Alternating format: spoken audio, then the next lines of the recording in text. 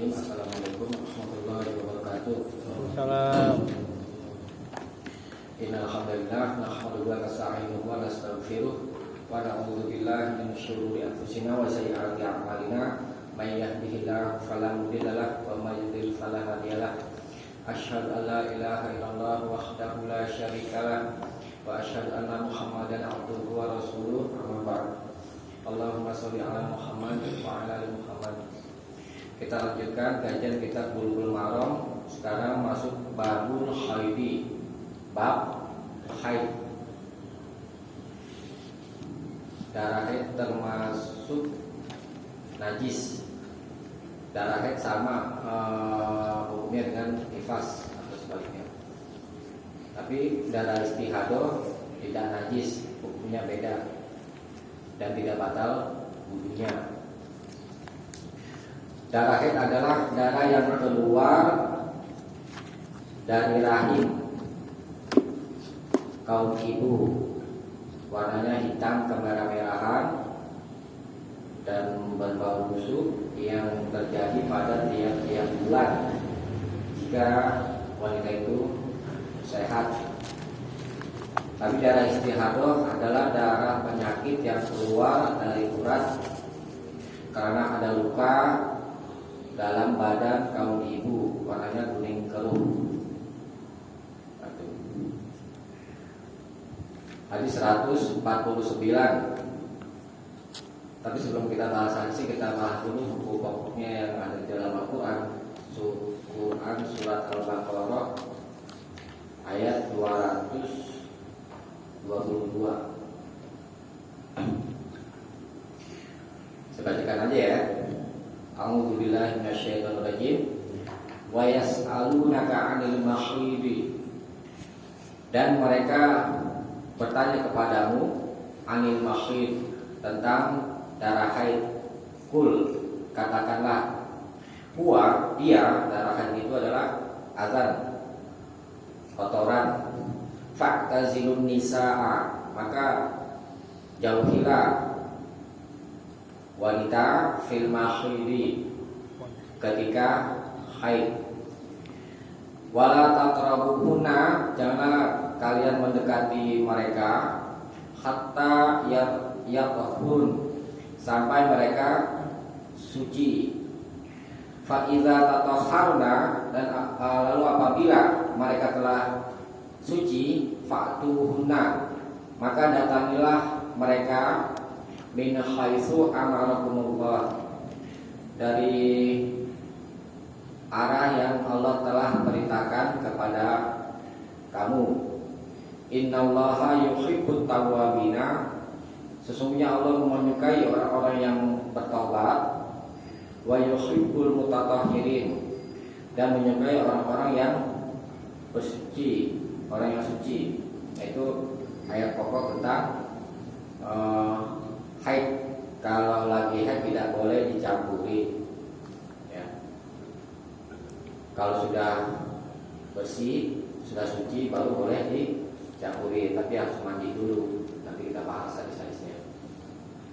Fa'tazilun nisa, maka jauhilah wanita ketika haid.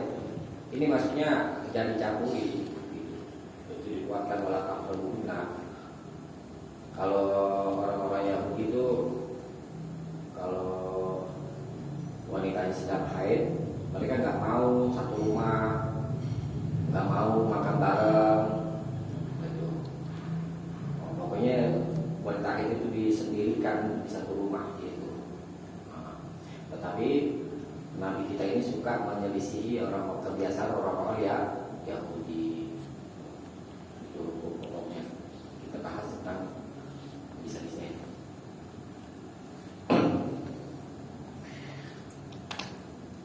Hadis 149 an Aisyah radhiyallahu anha, dari Aisyah semoga Allah meridhoinya, anna Fatimah binta Abi Hubaysh, bahwa Fatimah binti Abi Hubaysh kanat tustahadu, dia biasa tustahadu, istihadah. Faqala laha Rasulullah sallallahu alaihi wasallam, Lalu Rasulullah SAW bersabda kepadanya, Inna damal haidi, sesungguhnya darah haid itu damun aswadu yukraf, adalah darah yang aswadu, hitam, yang yukraf, yang dikenal. Fa idza kana zaliki, lalu apabila yang demikian itu, yakni darah yang hitam itu ada, terjadi, fa'amsiki anis sholat, maka amsiki, berhentilah, anis sholat, dari sholat. Fa'idha kanal akharu, adapun apabila yang lain, darah yang lain bukan darah haid, fatawaddo'i, maka berwudulah, wasolli, dan sholatlah. Rawahu Abu Daud, diriwayatkan hadis ini oleh Imam Abu Daud, wa Nasa'i, dan Imam Nasa'i, wa shahhahu Ibnu Hibban, dan disahkan oleh Ibnu Hibban, wal Hakim, dan Imam Hakim, wastankarahu Abu Hatim, tetapi Abu Hatim istankarahu, menganggap munkar. Jadi Imam Abu Hatim ini menganggap hadis ini lemah. Nanti kita lihat ada catatan. Saya bacakan ya.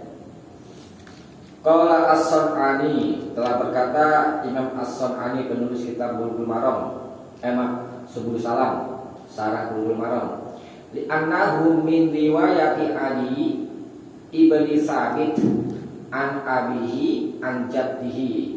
Hadis ini kata Imam As-Sun'ani dari riwayat Ali bin Sabit, dia menerima an abihi, dari bapaknya, yakni Sabit, an jaddihi, dan menerima dan bapaknya dari kakeknya, wajadtuhu, dan kakeknya itu la yu'raf, tidak dikenal, kakeknya majhul.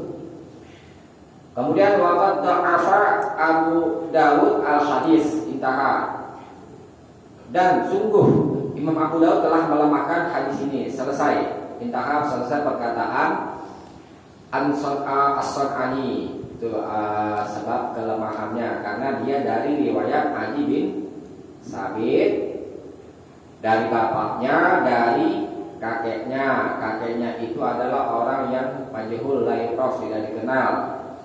Dan Imam Abu Dawud melemahkan hadis ini, tetapi dibantah, wa hadza khata'un, dan ini keliru, fa inna hadzal haditsa, karena sesungguhnya hadis ini fi sunani Abi Dawud, di dalam kitab Sunan Abu Dawud, wa Nasa'i, dan Imam Nasa'i, min hadisi Urwah bin Zubair, dari hadis Urwah bin Zubair an Aisyah, dari Aisyah. Jadi pernyataan As-Sun'ani ini dibantah.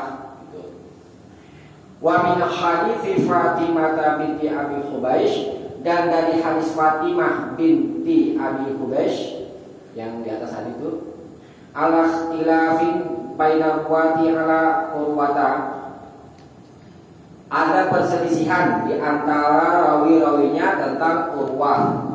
Walidzalika, dan oleh karena itu, idda'a Ibnu Qattan mendakwa, mengakui bahwa inqita'ahu, hadis ini adalah munqati, itu lemah.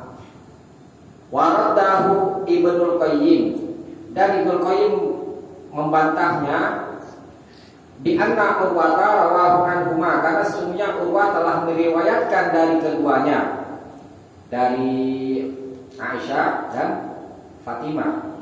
Wa qad adraka kiltaihima,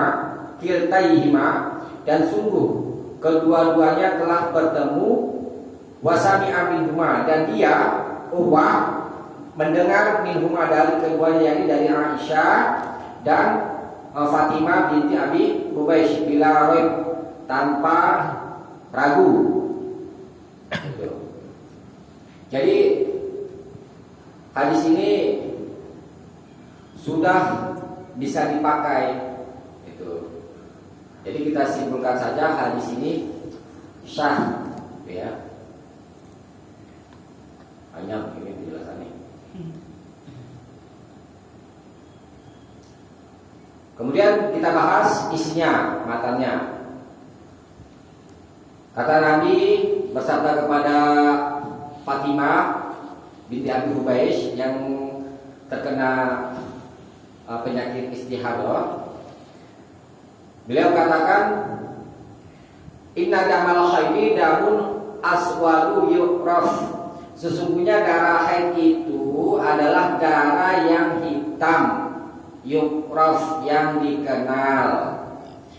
Ini maksudnya menerangkan, Nabi katakan kepada Fatimah supaya Fatimah itu bisa membedakan mana darah haid, mana darah istihadah. Kalau misalkan darah itu, yang darah yang keluar itu adalah warnanya kehitam-hitaman, merah kehitam-hitaman, yang yu'raf, yang sudah dikenal maksudnya sudah dikenal baunya oleh kaum ibu. Kalau darah itu keluar, maka diberita fa'iza kana dzaliki, apabila darahnya yang seperti itu, amsiki an sholat, maka berhentilah dari sholat, maka jangan kamu sholat. Dilarang kalau darah haid, ya. Fa'iza kana al-akharu, adapun apabila yang lain darahnya, ciri-cirinya itu ya, darahnya tidak warna hitam kemerah-merahan, yang tidak memiliki bau itu, maka kata Nabi fatawaddi, maka berwudulah, wasolli, dan sholatlah. Diperintah berwudu dan diperintah sholat, yakni kalau darah istihadah tetap diperintah sholat. Darahnya tidak najis. Tentang perintah berwudu untuk wanita istihadah itu dihukumi wajib untuk tiap-tiap sholat, walaupun habis berwudu wudunya tidak batal. Ini perkara ta'budiyah, bersifat ibadah. Sebagaimana yang lalu sudah pernah kita bahas, coba dilihat lagi hadis nomor 74 insyaallah.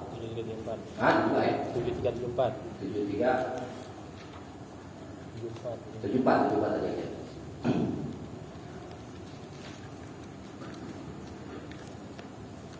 Ada 74 aja.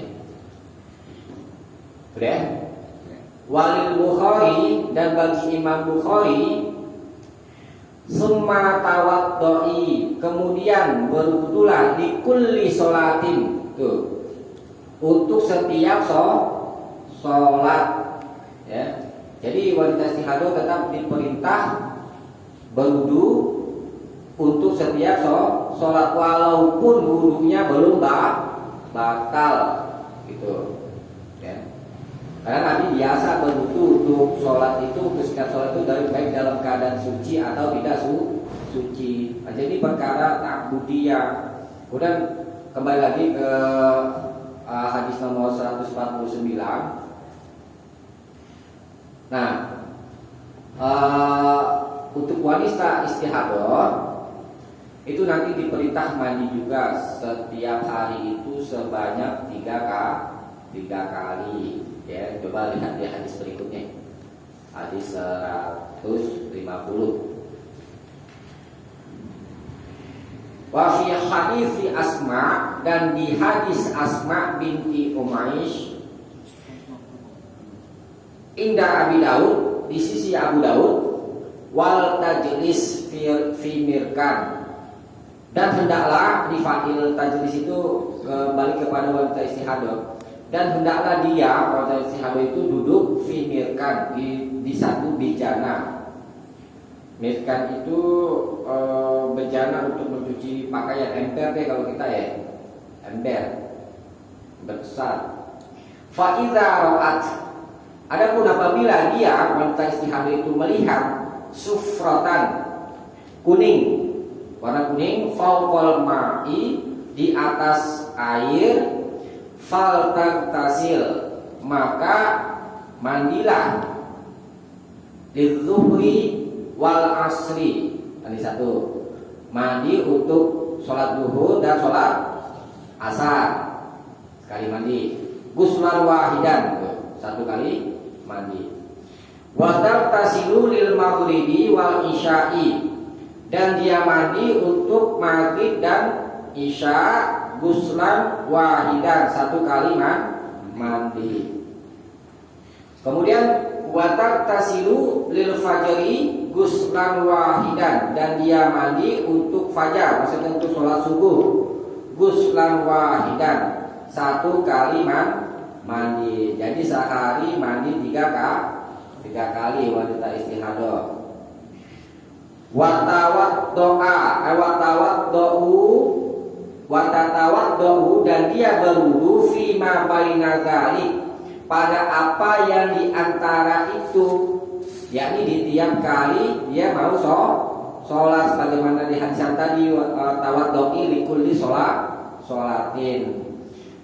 Jadi wanita istihadah tentang mandinya ini dihukumi sunnah, nanti tentang dalil sunnahnya itu di bawahnya.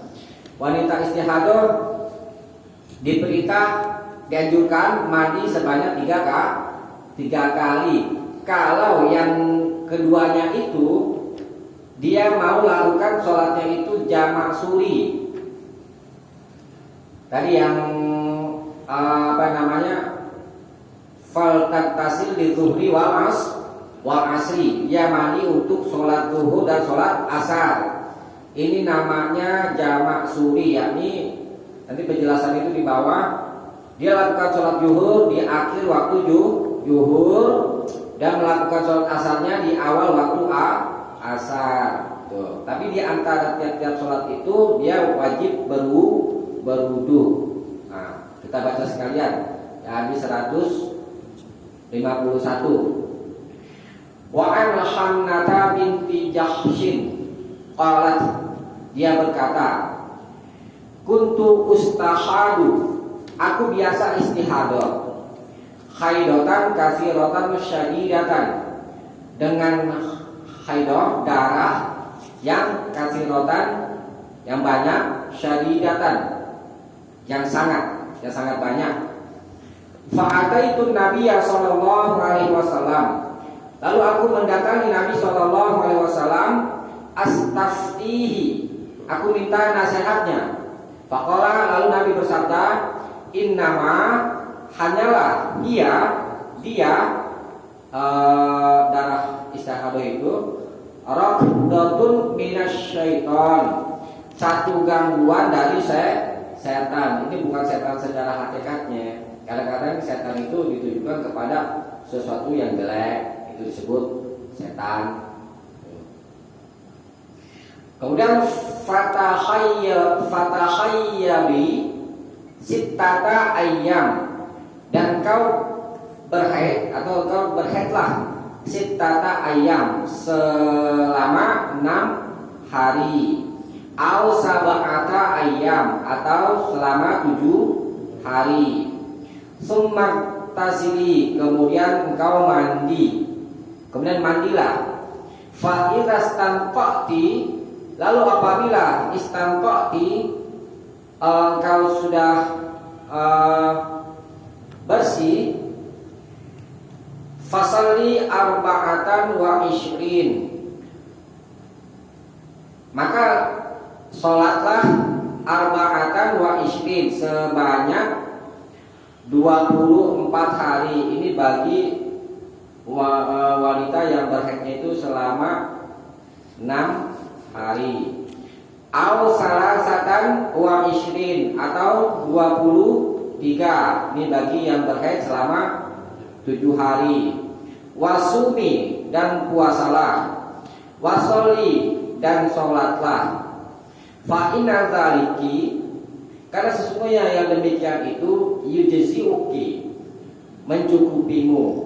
Wa kadzaliki faf'ali kulla syahrin kama tahidun nisa, dan demikianlah faf'ali, hendaklah engkau berbuat kulla syahrin, setiap bulan, kama tahidun nisa, sebagaimana kaum wanita berhaid. Fa'in qawiti, dan jika kamu kuat ala antu akhiriz zuhra, untuk mengakhirkan zuhur, wa tu'ajilil asra, dan melekaskan asar. Ini maksudnya sholat jam asri tadi itu. Summa tasili, kemudian engkau mandi hina tathurina, ketika engkau sudah bersih dari haid sementara. Waktu sholat zuhra, dan engkau sholat zuhur, wal asra jami'an, secara jamak, yakni jamak suri. Jamak suri tadi itu mengakhirkan zuhur di waktu zuhur dan menyegerakan asar di awal waktu asar. Summa tu'akhirina maghriba, kemudian kau mengakhirkan maghrib. Wa tu'ajjilina isya, dan kau menyegerakan isya, sama seperti tadi jamak suri. Summa taghtasilina, kemudian kalian mandi. Wa tajma'ina bainas sholataini, dan kau menjamak di antara dua sholat itu, maghrib dan isya. Jika kamu kuat, faf'ali, maka kerjakanlah. Ini perintah mandi dan jamak suri. Apakah wajib? Tidak. Jadi tidak wajib, karena dipalingkan oleh lafaz fa'in qawiti, jika kamu kuat. Jadi mandi dan jamak suri, sholat jamak suri bagi wanita istihadah itu hukumnya sunnah. Apa? Kalau enggak diwajibkan disuruh puasa tuh. Puasa, oh iya, nanti dia digolongkan kepada orang yang sakit kalau kuat. Kalau enggak puasa enggak apa-apa. Iya, kalau misalkan nggak kuat boleh nggak puasa, tapi nanti dikodok ya. Dia digolongkan kepada orang yang sakit nanti. Kita selesaikan dulu. Wa taghtasilina ma'as subhi, dan kalian mandi ma'as subhi, bersama sholat subuh. Wa tusallina, dan sholatlah, dan engkau sholat. Qala, Nabi bersabda, wa huwa a'jabul amroini ilayya, dan itulah a'jabul amroini, dua perkara yang lebih aku sukai. Ini termasuk dalil yang memalingkan perintah faf'ali itu. Jadi mandinya sebanyak 3 kali itu hukumnya sunnah. Kemudian juga jamak suri, sholat jamak suri juga sunnah. Kalau dia mau, kalau nggak mau, ya udah ikutin seperti biasa. Gitu. Rawahul khamsah, diriwayatkan dia oleh Imam yang 5 illa Nasa'i, kecuali Imam Nasa'i, wa sahahahu Tirmidzi, dan telah disahkan oleh Imam Tirmidzi, wa hasanahul Bukhari, dan Imam Bukhari telah menghasankannya. Jadi dari hadis 150 sampai 151 ini menerangkan tentang waktu mandi bagi wanita istihadah. Ya. Kalau misalkan dia mau gabungkan zuhur dengan asar dan maghrib dengan isya. Kalau misalkan nggak digabung, kayak sholat biasa, sunahnya bagaimana? Sunahnya tetap mandi. Kalau nggak manis, Nggak apa-apa, kita dosa kalau sunnah. Jadi kalau mau dapetin sunnahnya dia harus mandi, habis mandi terus wudu, gitu. Kalau wudunya wajib, ya. Kalau mandinya sunnah, ya. Nah kemudian wanita haid setelah suci itu summa tasli, itu perhatikan lafaznya summa tasli. Fatahayyari sittata ayyam, maka berhaidlah kamu sittata ayyam, selama 6 hari, ya. Au sab'ata ayyam, atau 7 hari. Summa tasli, kemudian engkau mandi. Ini namanya mandi haid. Ya. Mandi haid sama gak sama mandi junub? Sama. Sama. Mandinya? Hah? Sama. Sama enggak sama? Sama. Hah? Tentang caranya. Sama ya. Nggak tahu Ustaz. Coba junub itu pengertiannya apa ya? Keluar Orang yang keluar mandi. Hubungan deh. Haid darah. darah sama berbeda? Beda. Beda. Ya. Ya, walaupun di sama-sama hadas, di sini tidak diterangkan di bab ini, di bab haid ini tidak diterangkan cara mandi haid. Tuh. Jadi mandinya biasa Ustaz. Mandinya mandi seperti biasa, tapi niatnya mandi haid. Nah, beda. Apa yang namanya? Sifat orang yang junub dengan yang berhaid.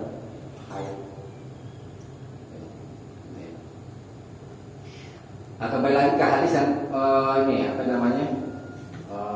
Yang 4 berapa tadi? 49. Enggak yang sebelumnya. 74. Hah? Itu jumpa. Oke? Hari 74. Jempat ya? Ada 73 nya. 374. Ini. Coba perhatikan yang lafaz bawahnya. Fa iza akbalat haidatuki. Yang 73. Udah. Yang bawah. Temu gak? Kamu 73. Temu. Fa iza akbalat haidatuki. habis earphone. Hah? Lalu apabila haidmu datang pada sholat, maka tinggalkanlah sholat. Faiza adbarat, dan apabila ia berhenti, haidmu berhenti, fagsili, maka cucilah angkit dama, maka cucilah darah darimu, summa sholli, kemudian sholatlah. Di hadis ini perintahnya hanya mencuci darah haid. Tafsiran mencuci darah haid ini adalah summaktasili, mandi. Jadi maksud dengan cuci darah di sini adalah mandi. Tafsiran ini yang di hadis 151. Tuh. Ini kan summaktasili.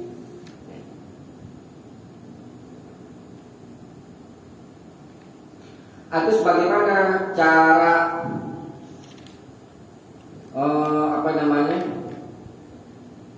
menghitung darah haid dan darah istihadah? Kadang-kadang darah haid itu ada yang 6 hari, ada yang 7 hari. Ada ulama yang mengatakan paling lama darah haid itu 15 hari. Paling lama. Ada bulan apa itu? Hah? Enggak ada. Nah, cewek itu kadang-kadang rasa kalau sebulan kan kadang ada itu kan. Sebulan ada nifas tuh 40 hari. Tuh. Jadi dihitung dari kebiasaan dia.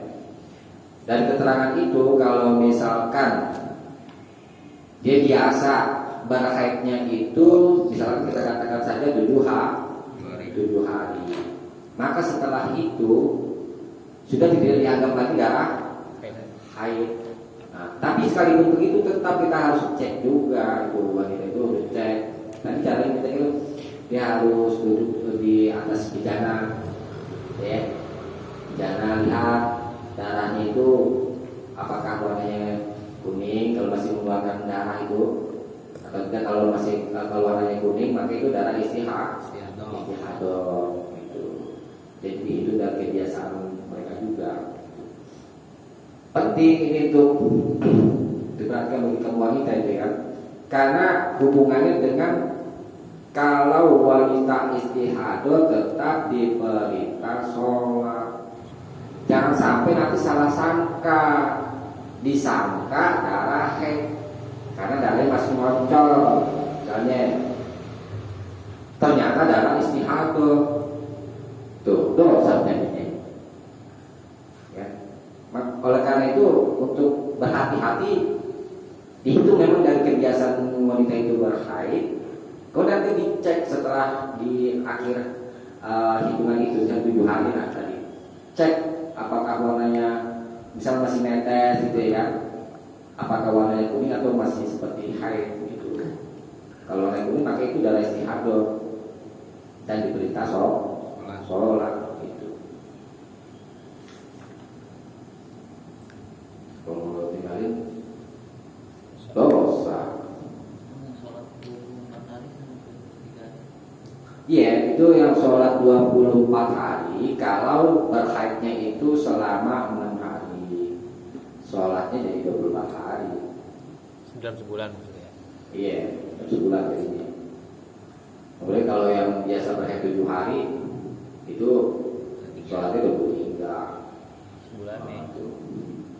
Nah, inilah kekurangan yang Allah sudah takdirkan bagi kamu wanita itu, kurang agamanya. Ini sholatnya enggak sempurna.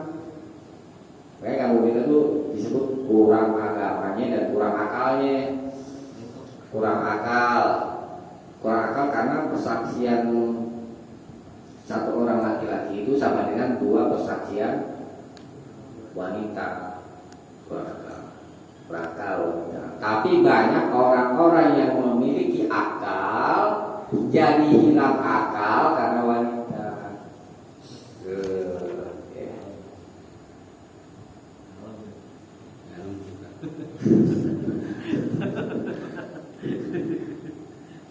Gak bisa ya. Itu yang ini loh. Di hadis itu yang memiliki look tuh di hadis itu.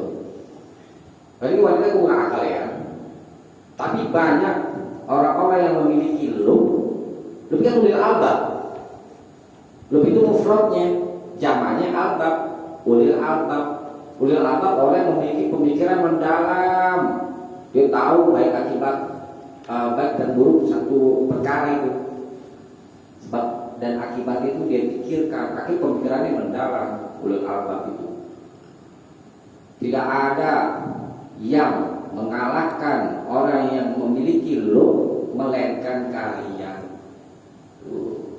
Pembahasannya dari itu maka kurang akal. Tapi banyak orang yang hilang akal, laki-laki karena wanita. Kayak kita pun bisa hati-hatilah kamu dengan wanita. Juyina. Hah? Juyina linasi.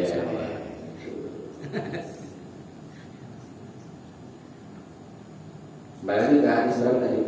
51. Jadi baca dulu ya, bukasannya bos. Tidak jadi. Baca jadi. 49 sampai 151. Hadis 149 hadisa maksud 1 menerangkan sifat darah haid, 2 melarang wanita yang haid mengerjakan sholat, 3 memerintah wanita yang istihadah berwudu dan sholat. Hukum 1 sebagai ketentuan, 2 haram, 3 wajib. Hadis 150 hadisa maksud menganjurkan wanita yang istihadah mandi 3 kali sehari semalam. Hukum sunnah. Hadis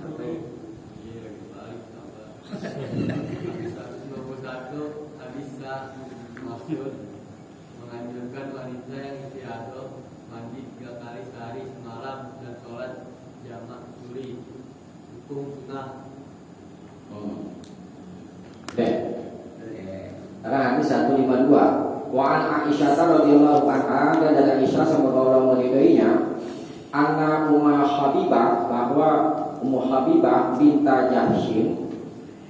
Jahsyin syakat ila Rasulillah sallallahu alaihi wasallam mengadu kepada Rasulullah SAW adam tentang darah. Faqala lalu Nabi bersabda, umkusi, berhentilah, qadara makanat tahbisuki haidatuki, berhentilah sekedar apa yang haidmu, haidmu tahbisuki, menghalangimu, summa tasili, kemudian mandilah, ya. Fakanat taktasilu likulli sholatin, rawahu Muslim. Lalu mandilah untuk setiap sholat. Diriwayatkan hadis ini oleh Imam Muslim. Hadisnya sah. Maksudnya, jadi Ummu Habibah ngadu kepada Rasulullah SAW tentang darah. Lalu Nabi bersabda, berhentilah seukuran apa yang haidmu telah menghalangimu. Itu diukur dari kebiasaan yang tadi di atas kita bahas itu, ya kan? Berhentilah seukuran selama haidmu itu menghalangimu. Tuh. Tapi kalau sudah berhenti, summa tasli, kemudian mandilah. Fakanat taktasilu likulli sholatin, lalu dia mandi untuk setiap kali sholat. Ini berarti kan ini kan tentang haid ya. Darah haid itu diukur dari kebiasaan gitu maksudnya. Kalau biasa 6 hari atau 7 hari, ya itu harinya gitu. Paling lama 12 hari. Nah, kalau dia berhenti, maka mandilah. Nah, perhatikan apa? Fakanat taktasilu likulli sholatin, dan dia siapa ini?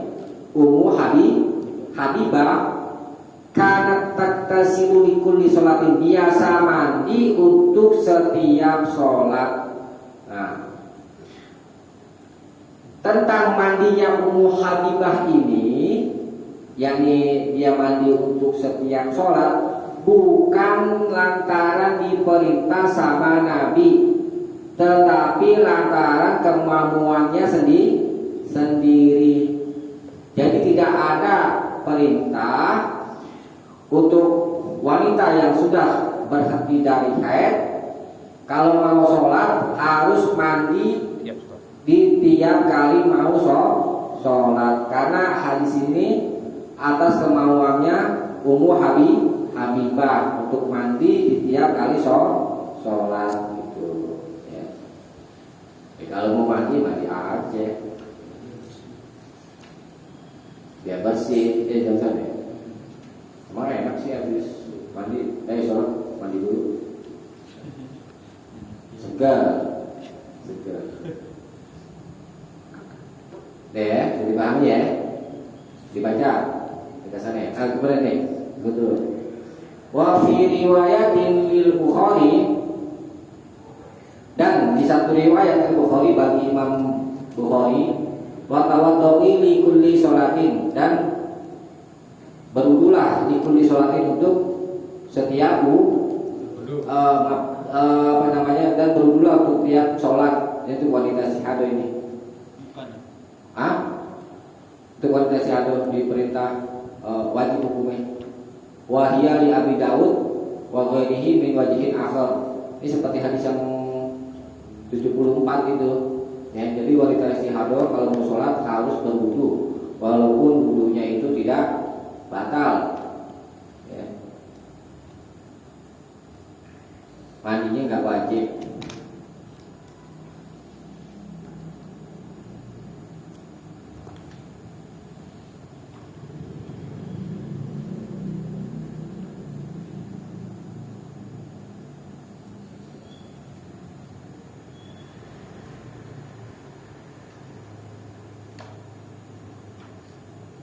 Kemudian kalau hadis yang ini 152 ini, tadi kan dikatakan sudah bersih dari haidnya, kemudian dia mandi.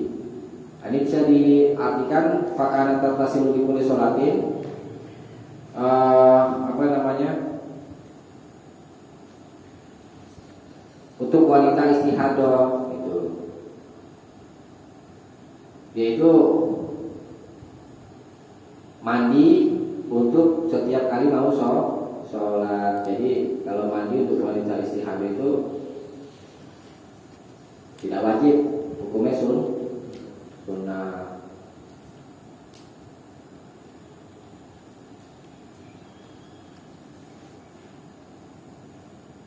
Kalau istihadah tidak membatalkan wudu dan tidak najis.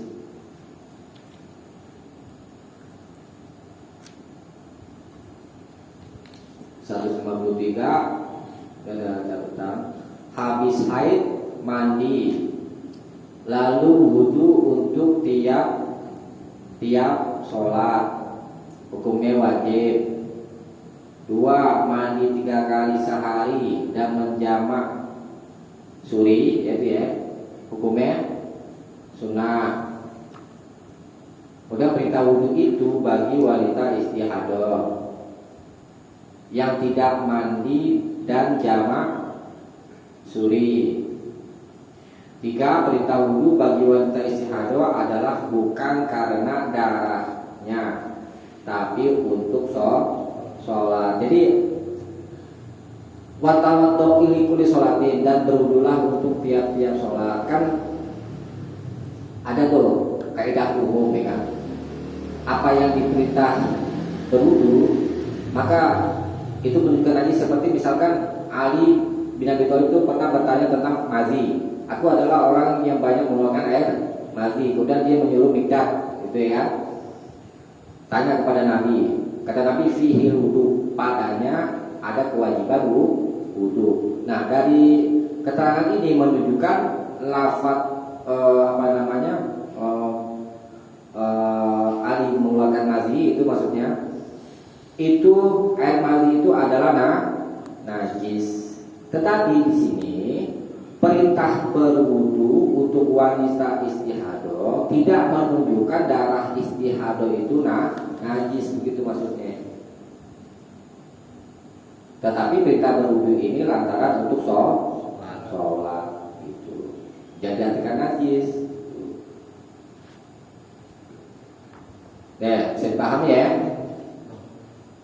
Mandi pertama tetap sunnah. Apa? Mandi yang pertama. Mandi pertama, mandi kedua, mandi ketiga juga sudah semuanya. Yang wajib wudunya. Teh hadir. Mandi ini sama nggak sama mandi dulu? Tadi kan saya bilang.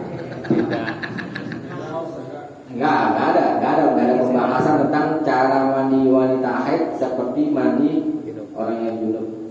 Kalau dia mandi, kalau dia wudu di kamar mandi, Ustaz, boleh nggak? Mandi wudu di kamar mandi. Wudu kamar mandi boleh. Mana wudu kamar mandi? Enggak. Hah? Najisnya disiram dulu dong. Di kamar mandi itu tergabung sama WC, Ustaz? Enggak apa-apa. Yang termasuk wanita haid, misalkan 7 hari nih, kan dia harusnya usul sholat 23 hari, itu sholatnya berurut tapi juga tertib. Kayak biasa. Oh, subuh. Iya biasa. Kan kirain saya langsung 23. Berarti kan ada saudara atau tetangga gitu. Iya, tak punya anak kayak kan Nabi. Tidak punya bini. Iya.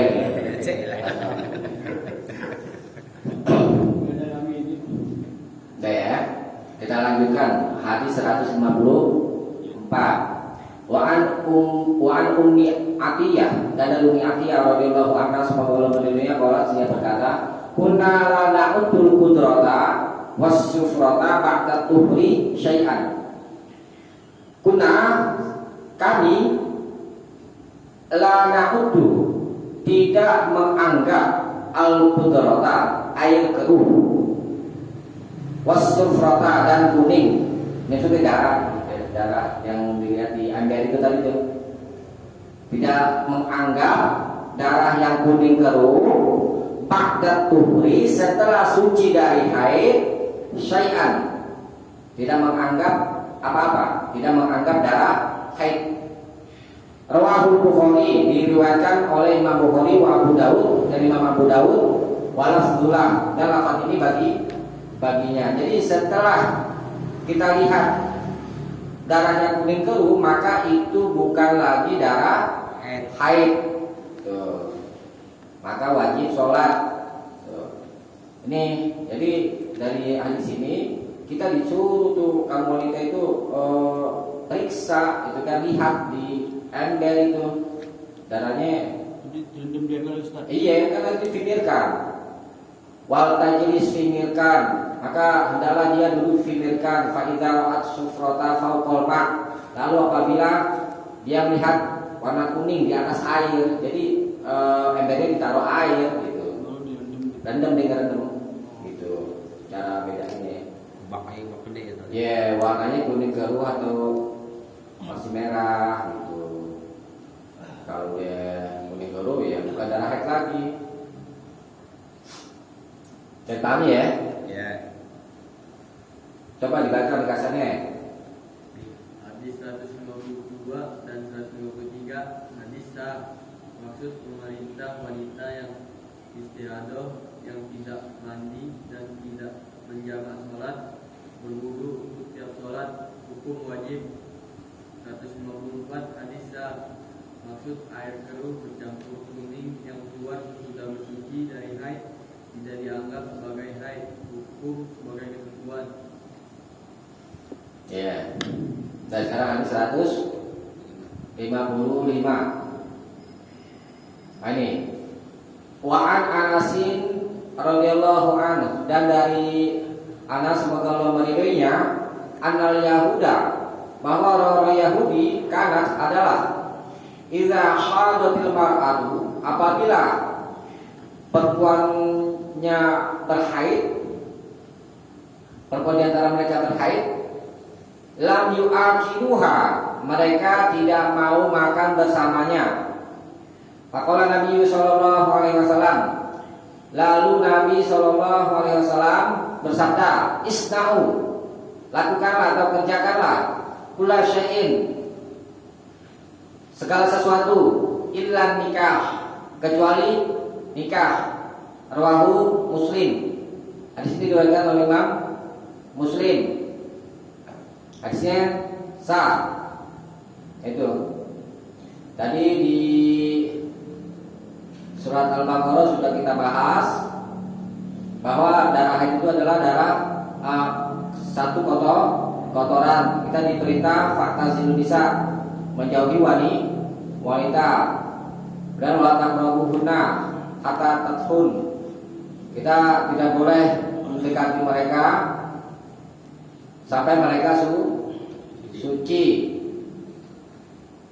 Fa idza tatahharna, apabila mereka telah suci, fa'tuhunna, maka datanglah mereka min haitsu amarakumullah, maka datanglah mereka, maksudnya campuri. Nah, itu kita kembali ke hadis 155 ya.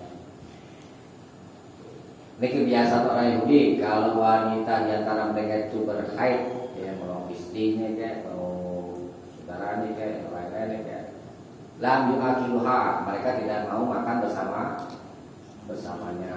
Lalu Nabi bersabda, isna'u kulla syai'in, lakukanlah segala sesuatu apa saja, gitu ya, mau makan kayak, mau bercengkrama kayak, dan yang lain-lainnya semuanya boleh. Illan nikah, kecuali nikah. Nikah di sini bukan nikah yang bermakna akad, tapi maknanya bercampur. Di di hadis lain, di riwayat lain itu wafilafin,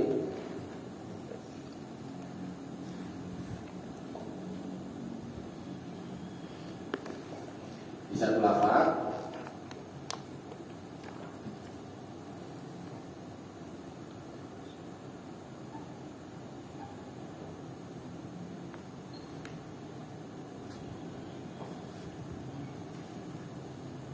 kecuali jima. Ini riwayat jamaah.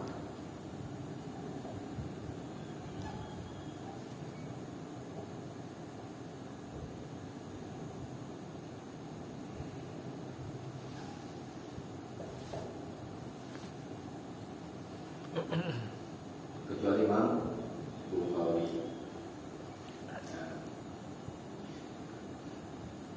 Jadi hadis ini, dan ini saya bawakan lafaz lain itu, ini sebagai tafsiran bagi lafaz ilan nikah. Jadi yang maksud nikah di sini adalah jima, bersetubuh. Boleh lakukan apa saja kepada wanita haid, istri dia yang kamu mau, kecuali nikah, kecuali jima itu. Ya. Nah ini juga sebagai tafsiran bagi surat Al-Baqarah, fa'tazilun nisa, maka jauhilah mereka fil mahid, ketika haid, maksudnya jangan kamu campuri gitu. Wala taqrabukunna, juga sama. Ini sebagai penguat wala taqrabukunna, jangan mendekati mereka sampai mereka suci. Kalau sudah suci, baru boleh dicampuri. Ya. Lima. Berjumpa boleh nggak, Bos? Boleh. Boleh lah. Boleh. Yang penting jangan Bertemu hitam. Jadi maksud jima di sini maksudnya jangan bertemu dua hitam. banteng ya. Ya. Nah, tapi itu ada di Tukasih itu tafsiran apa namanya, surat Al-Baqarah ini 222 itu. Kan ada ulama berkata yang nggak boleh itu izar, batas izar. Nanti ada itu di hadis yang bawahnya. Izar. Izar itu pakaian dari pusar sampai dengkul. Ini batas yang nggak boleh disentuh oleh suami. Di bawah dengkul atau di atas dengkul boleh. Itu satu pendapat ulama. Tetapi ini dibantah, banyak bantahannya. Di antara itu hadis di nanti ada di apa namanya Tafsir Kasir itu. Nabi pernah ketika dia kedinginan, kan Aisyah itu menjauh.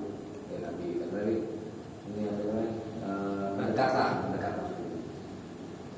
Kalau Nabi tidur meletakkan kepalanya di atas paha Aisyah dan meletakkan dadanya di atas paha dia. Nah, ini menunjukkan ya bahwa boleh di batas izar itu, yang tidak boleh jima.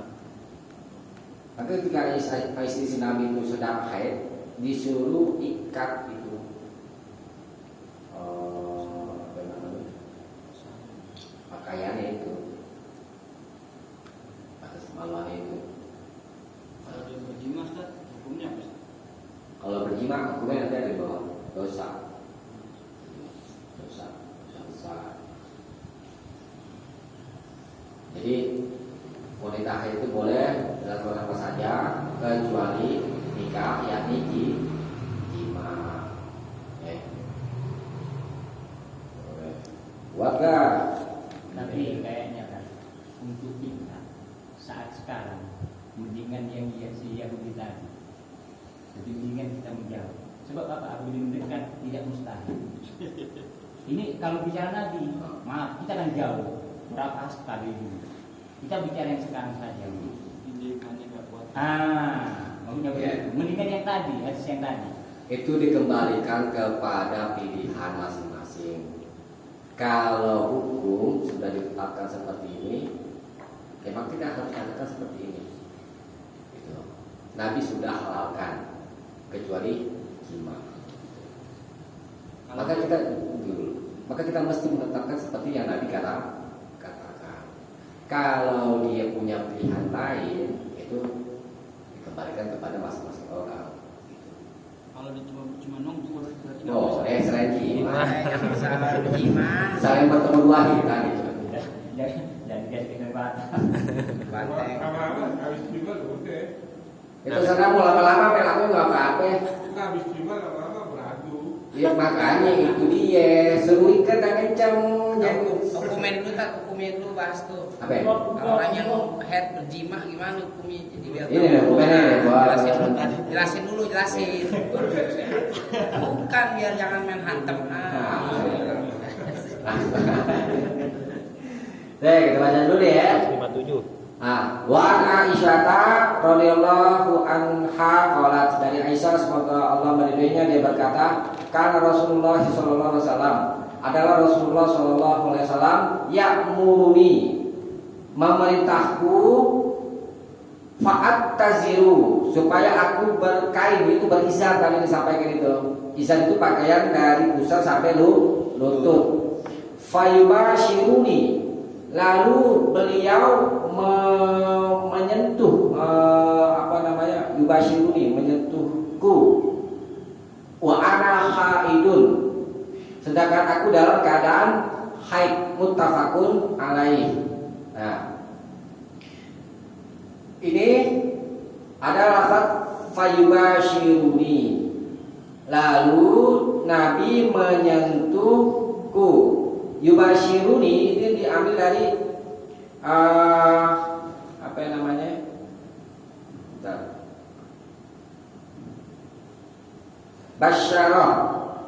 Basyarah itu kulit, yakni ilsaqul basyarati bil basyarah, menyentuhkan kulit dengan kulit. Tuh, yubashiruni ya, bersentuhan kulit itu maksudnya. Ini umum ya. Pokoknya yang ada di dalam di dalam jasad kita. Bahkan di hadis lain itu yang tentang Nabi beriktikaf, Nabi menyisirkan rambutnya.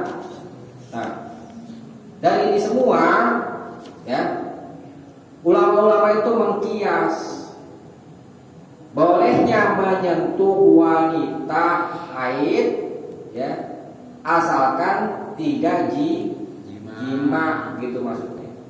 Apa saja kulit dari anggota tubuh itu boleh bersentuhan dengan suaminya. Ya. Zahirkan ini fa'at taziru. Maka ada ulama itu istinbat hukum dari hadis ini ya. Kalau wanita haid itu yang tidak boleh disentuh adalah bagian antara pusar dan sampai lutut dari hadis ini. Itu kan ada manfaat taziru ya kan. Tetapi ini sudah dibantah, dan di antara bantahannya yaitu hadis yang atas itu salah satunya.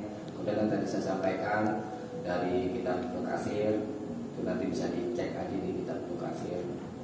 Jadi al-istimta, bersenang-senang ya, antara rukbah lutut dan surah fi ghairil farji, di selain kemaluan itu boleh. Hujahnya apa? Dalilnya itu yang atas, isna'u kulla syai'in illa nikah, lakukanlah segala sesuatu kecuali jima dari nikah. Itu jadi boleh. Satu. Bagaimana nih kalau bablasan tadi? Nih hadis 157. Wa an Ibnu Abbas radhiyallahu anhu, semoga Allah meridhai keduanya, an Rasulullah sallallahu alaihi wasallam, dan Rasulullah sallallahu alaihi wasallam, fil ladzi ya'ti imra'atahu wa hiya haidun, fil ladzi, tentang orang yang ya'ti mendatangi imra'atahu, istrinya, mendatangi maksudnya mencampuri, wa hiya haidun, ketika sedang haid. Ini bertemu dua khitan. Qala, Nabi bersabda, yatasaddaqu bidinar, dia bersedekah dengan 1 dinar, dibayar kafarahnya, dendanya. au binisfi dinar atau setengah dinar. Rawahul khamsah. Hadis ini diriwayatkan oleh Imam yang 5 wa sahahul Hakim dan disahkan oleh Imam Hakim wa Ibnu Qattan dan Ibnu Qattan wa rajjaha ghairuhuma waqfahu. Dan selain keduanya yakni Hakim dan Ibnu Qattan telah merojihkan kemauqufannya. Jadi hadis ini mauquf. Imam Syafi'i berkata, qala Syafi'i, "Lau kana hadzal hadits sabitan la akhadna bih." Kata Imam Syafi'i, sekiranya hadis ini sah, kuat, tentu kami akan mengambilnya sebagai hujjah. Wa qala al-Hafiz Ibnu Hajar, dan Ibnu Hajar berkata, "Al-ittirabu fi isnadi hadzal hadis." Pada sanad hadis ini ada mutarib, kegoncangan, wa matnihi, dan begitu juga matanya, kasirun jiddan, dengan kegoncangan yang sangat banyak. Nah, itu. Jadi hadisnya lemah. Kalau lemah pakai enggak? Enggak. Kalau tidak dipakai berarti tidak ada denda mengeluarkan 1 dinar atau setengah dinar. Terus apa dendanya? Dendanya kagak ada, tapi di dosa. Jadi dosanya nggak bisa dibayar denda ya tadi. Dendanya. Dosanya ditobat. Masuk dosa besar. Jadi kalau apa tadi nih 14 gitu. Dosa nih itu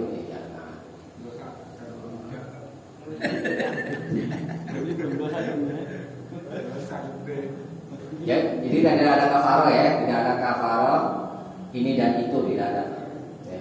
Jadi kalau misalnya bila melakukan tobat aja tobat berarti. Tobat itu saat Berat.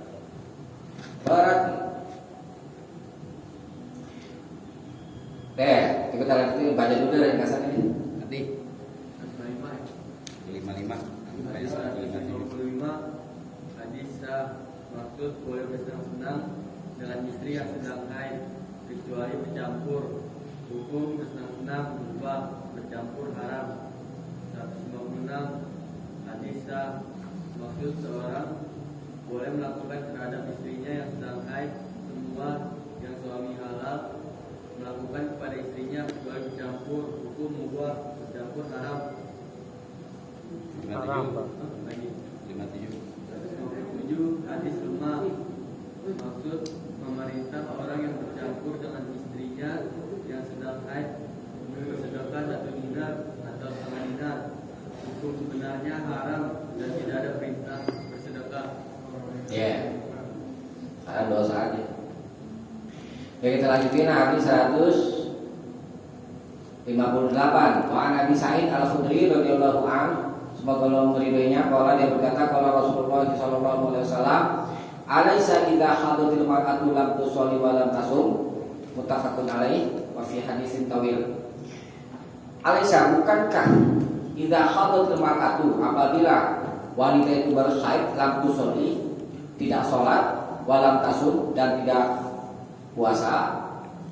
Muttafaqun alaih, Bukhari dan Muslim fi hadisin tawil, pada hadis yang panjang. Ini yang tadi saya sampaikan, ini satu kekurangan agama bagi kaum wanita itu. Lafaz lam tusolli walam tasum ini kalamnya kalam sobat, kalimatnya kalimat perintah, tapi maksudnya memerintah, yakni kalau wanita itu berhaid maka jangan dia sholat dan jangan dia puasa, begitu maksudnya. Terus apakah harus dikodok sholat-sholat yang ditinggalkan? Kata Aisyah, "Fanu malu biqada is-saum." Kami diperintah mengkodok puasa, wala nukmalu biqada is-shalah. Dan kami tidak diperintah mengkodok sholat. Itu riwayat Imam Muslim. Ada, ya.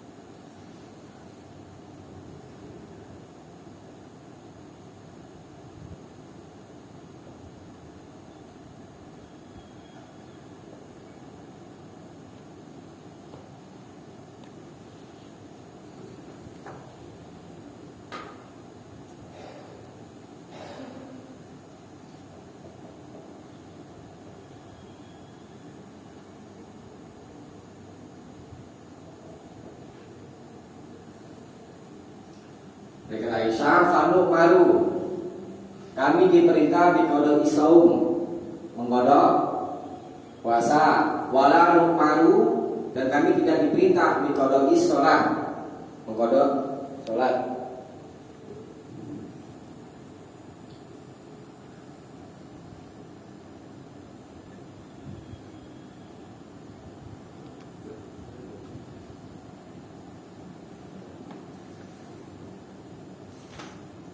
Selesai aja ya, bos ya. Ya, habisin. Coba dibaca ringkasannya. Di 158 hadisah maksud wanita haid tidak boleh sholat dan tidak boleh puasa, hukum haram dan tidak sah. Ya. Hadis 159. Wa an Aisyah radhiyallahu taala anha qalat, semoga Allah Ta'ala meridhoinya, dia berkata, lama jina sarifa khiddu, tatkala kami datang, tatkala kami mendatangi Sarifah. Sarifah ini nama tempat, okay. Itu aku berhaid. Maka Nabi Sallallahu Alaihi Wasallam, lalu Nabi Sallallahu Alaihi Wasallam bersabda, if'ali ma yaf'alul hajju, lakukanlah apa yang orang berhaji itu lakukan. Ghaira, selain an la tatufi, engkau bertawaf bil baiti hatta tathuri, selain bahwa engkau tidak boleh bertawaf di Baitullah sampai tathuri, sampai engkau suci dari haid. Muttafaqun alaih, disepakati Bukhari Muslim fi hadisin tawil, di hadis yang sangat panjang. Jadi hadis ini menerangkan kalau wanita haid itu boleh melakukan pekerjaan-pekerjaan haji kecuali tawaf di Baitullah. Dia baru boleh tawaf kalau sudah suci dari haid. Ada yang katakan karena Ka'bah ada di dalam masjid, maka wanita haid itu tidak boleh berdiam di dalam masjid. Gitu.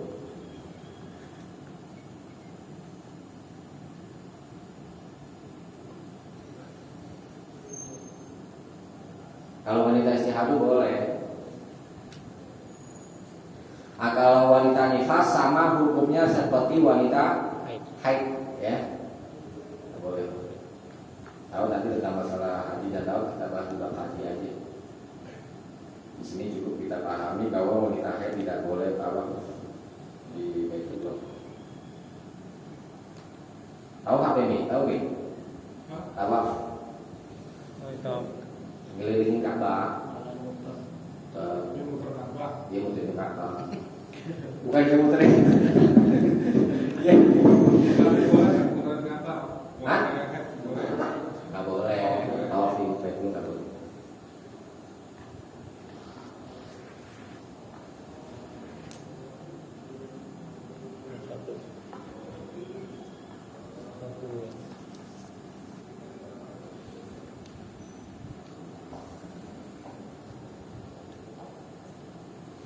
Ya, kita lanjutkan hadis 100. Coba dibaca di kasarnya. Hadis 159. Hadis maksud wanita haid tidak boleh tawaf di Baitullah, hukum haram dan tidak sah. Ya, udah. Berikutnya wa'an Mu'adz bin Jabal, dan dari Mu'adz bin Jabal radhiyallahu taala anhu, semoga Allah taala meridhoinya, anahu sa'ala Nabiya sallallahu alaihi wasallam, bahwa dia pernah bertanya kepada Nabi sallallahu alaihi wasallam, ma yahillu lirrajuli min ro'atihi, apa yang halal bagi seorang laki-laki dari wanitanya, dari seorang suami terhadap istrinya, wahia haidun, ketika sedang haid. Faqala, lalu Nabi bersabda, ma fawqal izar, apa yang di atas izar. Izar itu kain. Rawahu Abu Daud wa dha'afahu, diriwayatkan oleh Imam Abu Daud dan dia melemahkannya. Nah, karena di dalamnya fihi baqiyah, di dalamnya ada rawi yang bernama Baqiyah. Ini dicatat.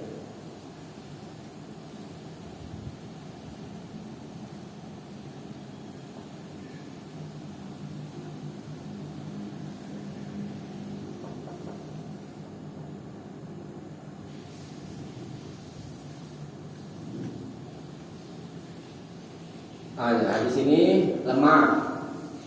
Maksudnya seorang suami tidak boleh mendatangi istrinya yang sedang haid, kecuali apa yang di atas izar, di atas pusar. Di bawah pusar nggak boleh, karena hadisnya lemah. Maka dikembalikan ke hukum asal, yakni boleh kecuali jima. Ya. Coba dibaca ringkasannya. Hadis 160. Hadis lemah, maksud boleh menyentuh istri yang sedang haid dari atas kainnya. Hukum sebenarnya boleh menyentuh dengan bebas. Ya, kecuali jima ya itu ya.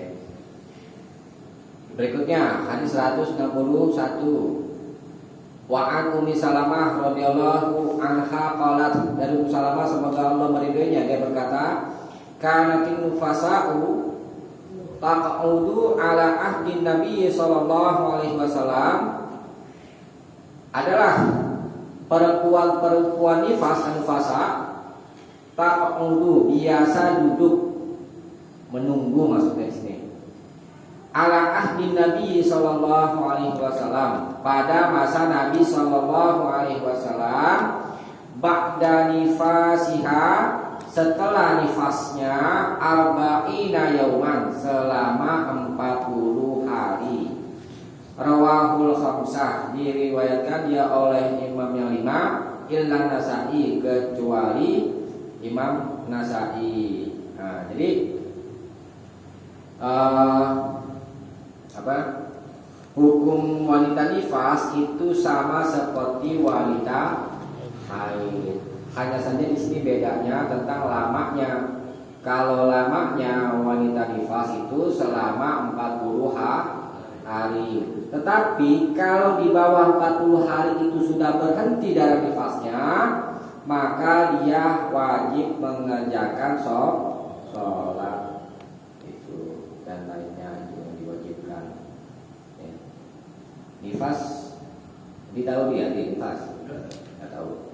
Nifas itu darah yang keluar dari kaum ibu setelah melahirkan.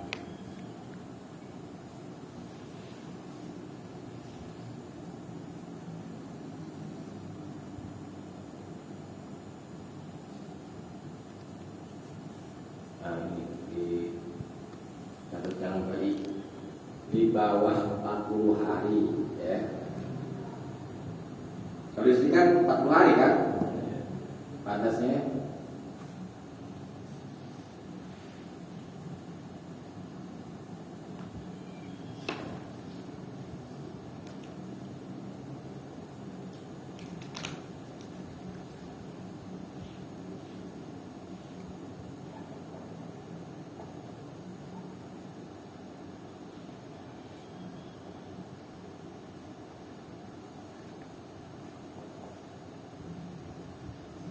Wanita-wanita nifas itu menunggu arba'ina yauman.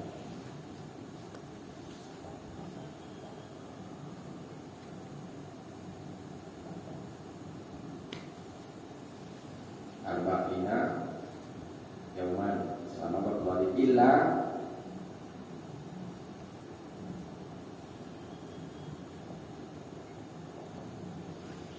kecuali dia melihat at-tukhra. At-tukhra qabla dzalik.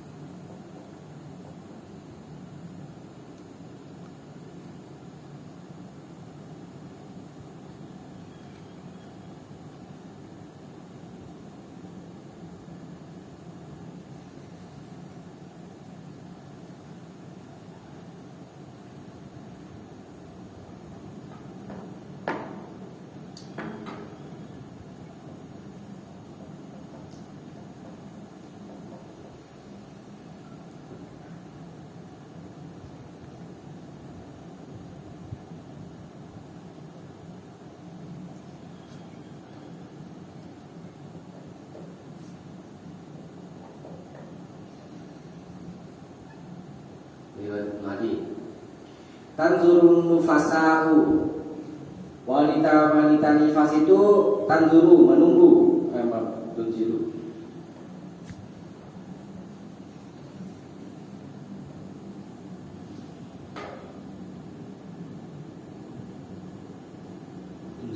Iya, menunggu. Wanita-wanita nifas itu menunggu arba'ina yauman selama 40 hari. Illa kecuali antara tuhra dia telah melihat suci qabla dzalik. Sebelum itu, sebelum apa ini?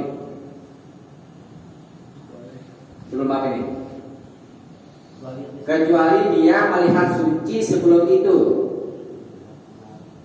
Hah? Sebelum 40 hari gitu.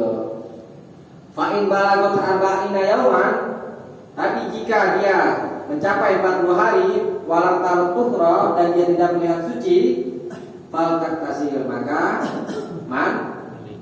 mandi. Jadi batasnya 40 hari. Kalau sudah 40 hari langsung mandi. Apa? Mandi. Nggak ada, ini kan walam tarutuhra dan dia belum melihat suci. Nih, jika dia telah mencapai 40 hari dan dia belum melihat suci, darahnya masih keluar gitu maksudnya. Faltak tasil maka mandilah. Jadi darah yang keluar setelah 40 hari tidak dianggap apa-apa gitu. Tidak dianggap lagi darah nifas gitu. Ya.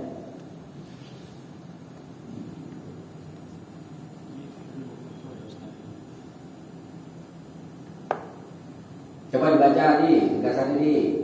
21 hadisa maksud masa nifas yang paling lama untuk tidak sholat dan puasa ialah 40 hari. Hukum sebagai ketentuan. Namanya 40 hari.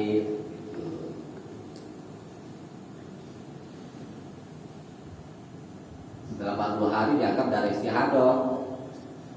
Ya. Yakin. Ada penyakit. Pada 40 hari wajib mandi itu. Mencapai.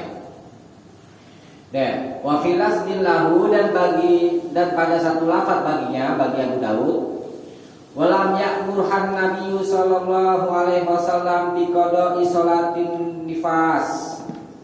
Nabi tidak perintahkan bi qada'i sholatin nifas, mengqada salat semasa nifas. Wasahahul Hakim, dan Imam Hakim telah mengesahkannya. Sama kayak haid ya, wanita nifas dan wanita haid tidak diperintah mengkodok sholat yang dia tinggalkan selama haid dan selama nifas.